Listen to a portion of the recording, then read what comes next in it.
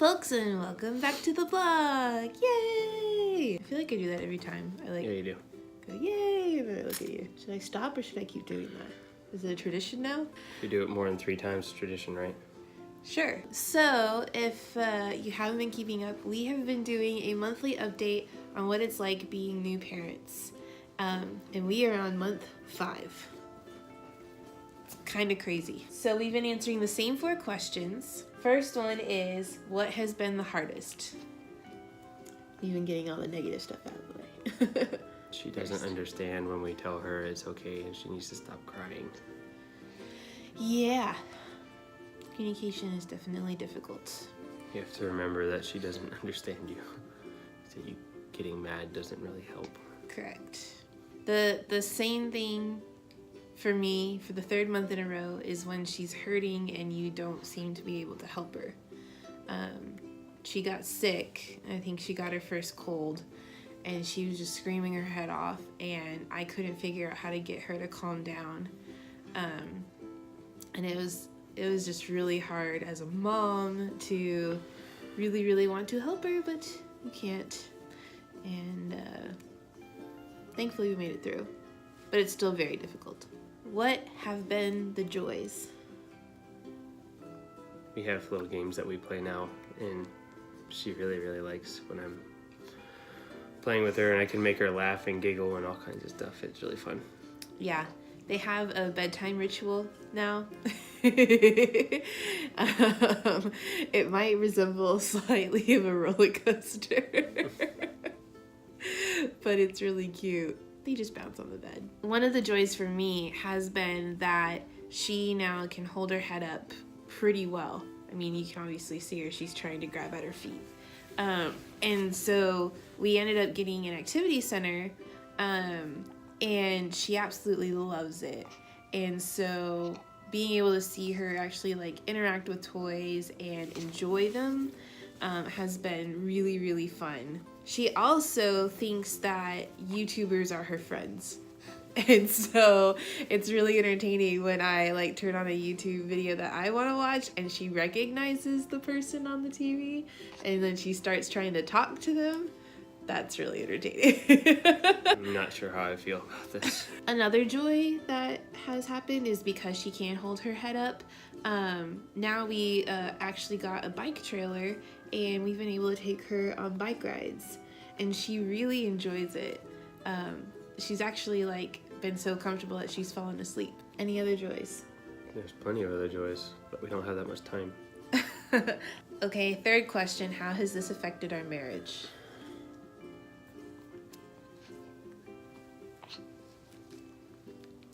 The awkward pause is really giving us a vote of confidence. There's certain things I don't think we should say on camera. Yeah. Let me say this. There have been other forces outside of our family that have made this last month difficult. But I feel like we have, for the most part, been able to come through and still be happy and enjoy our time together because of Reagan. Because she does funny things like that. And she just makes us laugh. And it's a reminder that, you know, there's joy in the simple things in life. We at least for me, I haven't, been able to take myself too seriously because she'll do something like chew on my finger and, make me laugh. And there's just something about that positivity that is really helpful. Good way to put it. For my answer, see month 4. Advice for other parents. Sleep while you can. She actually hasn't been hard to get sleep with. She sleeps really well, which is really nice. Well, there was the last few weeks where she's been waking up in the middle of the night. Yeah, but even then, it's like one time, and then she sleeps till like 9 or 9:30 if she wakes up in the middle of the night. So my advice to other parents would be, apparently at this age, it's very common for them to wake up in the middle of the night because they're starting to sleep like adults instead of like babies and actually have sleep cycles. So they wake themselves up when they're in the light stage of sleep. So be prepared for that. That seems to be a common thing. And then I would really take this age, take the time to establish fun things that you do with her, whether it be like a bedtime routine like Jared and her have established, or establish games that you guys play, songs that, you know, she ends up loving. Find songs that, you know, you can sing to her that calm her down or, you know, make her laugh. Because those things, I think, are going to be the foundation for as she goes through these next few months, and grows from being, you know, an infant to a toddler. Yeah. Kind of on that note, even like getting her diaper changed isn't a big ordeal, and she doesn't get upset about it or whatever. But one of the things we read before she got here was in a book, and it said try and do something that makes changing the diaper fun.